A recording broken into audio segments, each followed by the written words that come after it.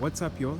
You might actually think this is a CX5 until you take a look at the side profile of the vehicle, and then you'll notice it's a bit longer than the CX5. I mean, take a look at the back. So this is a Mazda CX8. I actually did not think we have a CX8. I thought we only have the CX9, but as you can see over there, the badge says CX8.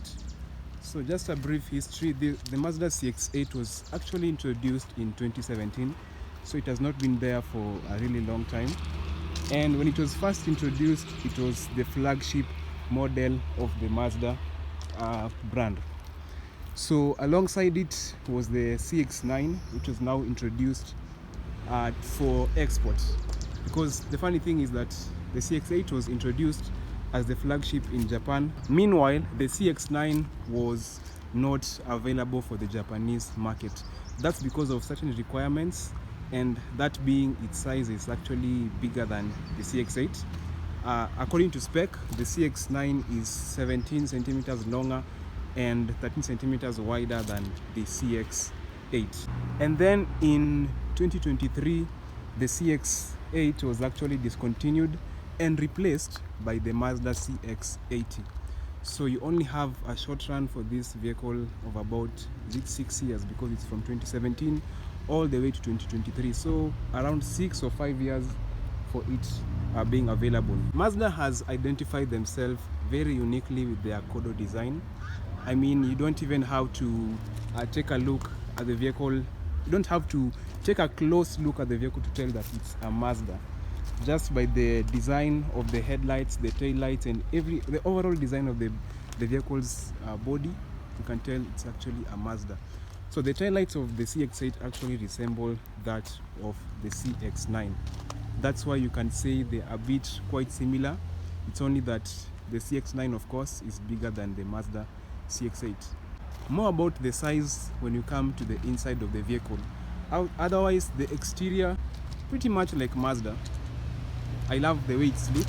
It appeals to younger generations, although it does fit as a family car as well. But mostly, I think it has a very appealing aspect to guys like me who like things that are sleek. Let's go into the inside.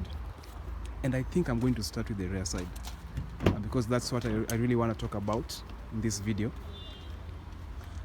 Okay, so as I mentioned, being the flagship, it does have a third row seat.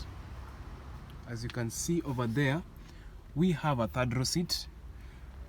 Doesn't have the biggest space, however, and there's something I think is a little bit controversial, and that's the center armrest over here. So the whole idea or the whole purpose of the Mazda CX8 is to make it a family suitable vehicle. That means you need a lot of practicality coming from it. You need to carry as much people as possible. And this center console is actually a seat that has been sacrificed, because it would have otherwise been a 3-seater over here and then a 2-seater at the back over there. But having this center console beats the whole purpose of it being practical as a family vehicle. Let's move on to the third row seat. So just to give you some context, I don't want to be talking about things without context. It's very important to show you guys what I actually mean. So my knees are already knocking the front seat. That means it's not that spacious back here, because I'm only 5'8". So guys who are taller might struggle a bit to get comfortable at the back. And however, I love the foot room. My feet are pretty much comfortable down there, so that's a plus for this. But we can't be all whiny in this video. Let's just appreciate that we have cup holders over here, and then you have heated seats for the rear seat passengers, which is impressive.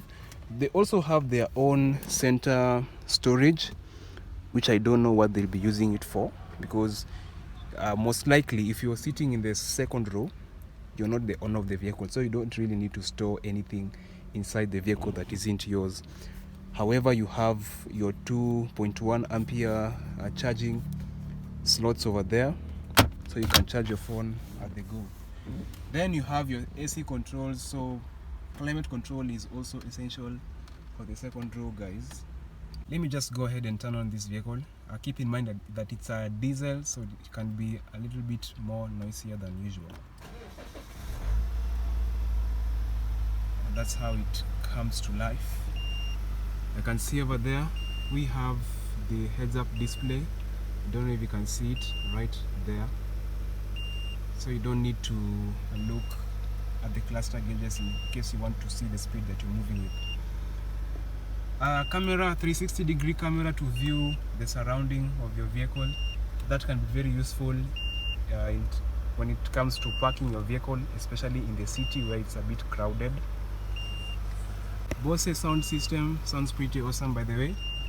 Unfortunately, you can't hear this on video, but just take my word for it. You can open your trunk from over here using that button. Other buttons include lane keep assist, i-stop, heated steering, parking sensors, and rear view camera, or the viewing camera, not just the rear view. It does have a 360 degree, so that's about it. Moving on to the engine, this is what it looks like.